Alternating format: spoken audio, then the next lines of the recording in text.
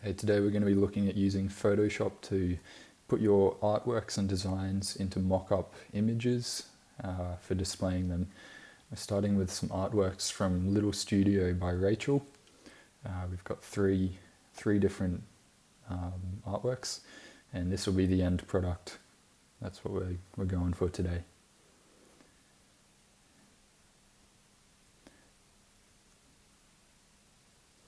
This is an Etsy store. Check it out. Got some real neat things up there.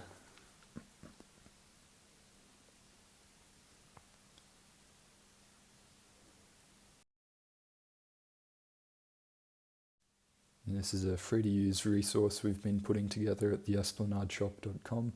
Various mock-ups, flat lays and blank images to help you advertise and sell your digital artworks. So I was going to use this one here for the one today, so I'll go ahead and download the high-res image. Okay, first thing you're going to want to do is make sure that the layer is unlocked. So in the layers panel towards the right, just click the little lockbox there so you can start editing and chopping out this layer. I'm going to want to make a copy of everything except for the area where the artwork's going to be displayed. And then I'll insert the artwork behind that layer. So you can either use the marquee tool, lasso, or the wand, depending on the image you're working with. For this one I'm going to use the lasso tool, and we'll go ahead and start clicking around the A4 area in the middle. Usually I click somewhere in the middle of each straight line just to account for any distortion in the lens and in the image.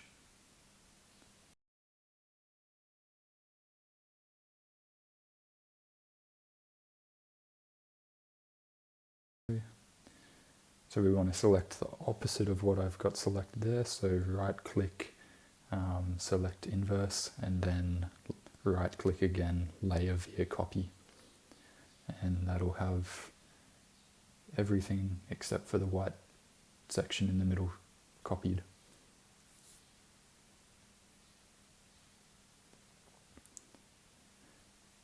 Now we're going to want to import the artwork and put it between the two layers. That's because we're going to need the original image to have some of the colors shining through onto the artwork image. So we'll just scale it down a bit.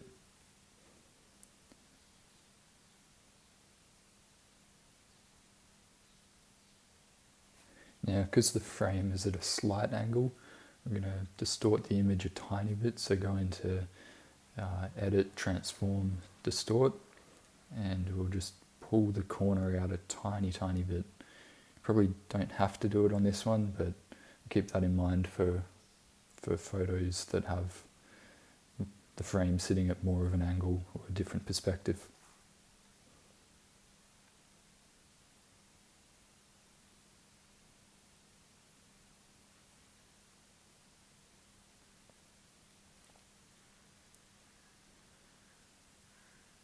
There we go. Now you can see the leaf on the original image. There's a slight shadow sitting on the paper, so we're going to want to change the blend mode. There's a few different options. Usually I like to use multiply.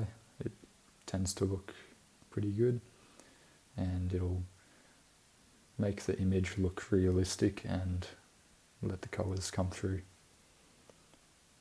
of the original paper and the shadow. And then we can go ahead, save it as a JPEG, and you're finished. So here's the other artworks which I've gone ahead and edited in.